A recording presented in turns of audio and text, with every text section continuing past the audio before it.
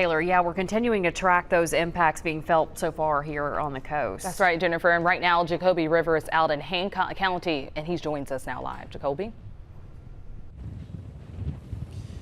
Yeah, that's right, Jennifer and Brandy. It's been the winds are picking up here in Hancock County, and that's mainly the big story here. As of now, the rain has been consistent on and off with heavy and light rain, but the wind has been playing a major factor. And as you see behind me, I'm at the Jordan Estates, one of the low-lying areas here in Hancock County, and there are whitecaps has been forming here occasionally because of those heavy winds and the rippling water. It's a nice sight to see, but because of what's going on, it's not necessarily a great thing to see at the same time. But over behind me, many people here at the Jordan Estates and these low-lying areas in Hancock County spent a portion of their day yesterday making sure they're prepared for Hurricane Francine.